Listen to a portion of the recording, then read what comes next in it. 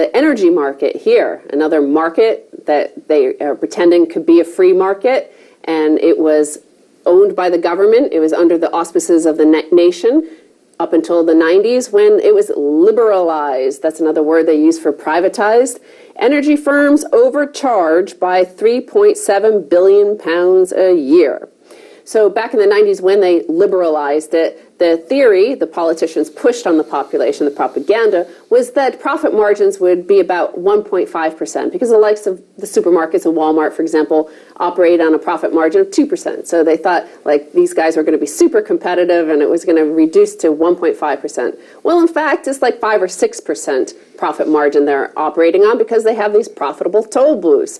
And they were before Parliament this week, and Stephen Fitzpatrick, who's the CEO of OVO Energy, which is one of the smaller firms, it's not one of these big six giants, well, he said after British Gas, Empower, SSE, and Scottish Power announced inflation-busting increases in household bills, Fitzpatrick said he, quote, cannot explain any of these price rises as his company is buying gas for 7% less than it was 2 years ago. Because remember, all these big energy firms have increased prices by over 9%, over £100 per year on their bills, and they're saying that they're coming up with all sorts of explanations, but none of it makes sense according to this guy who's basically a whistleblower saying, in fact, his costs have gone down, so he doesn't know why these big guys are going up. Well, it's a mistake to say that transferring management of these assets to the private sector is so-called privatization.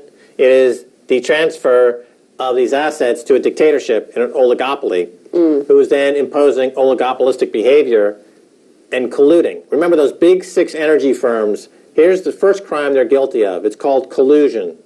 It's a crime. They're all guilty of it.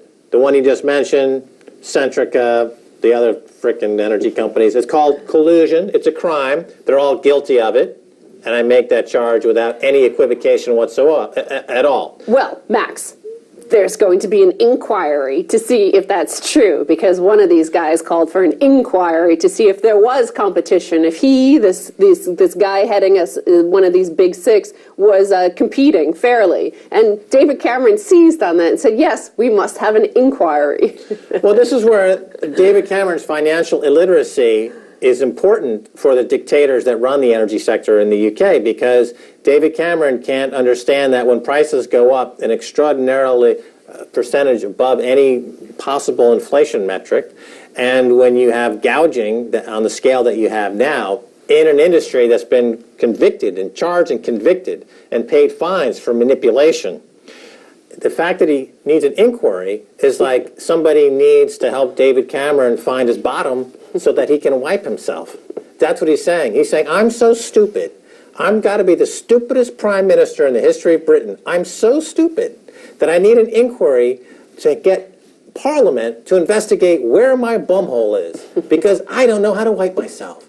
That's how freaking stupid David Cameron is. If he can't see collusion and price manipulation in these big six predatory monopolists in the UK, he will go down in history as the biggest jackass in the history of British prime ministership, bar none. Nobody is as stupid as this idiot David Cameron. Well, maybe there will be a bonfire night for him one day in the distant future, but, you know, there was also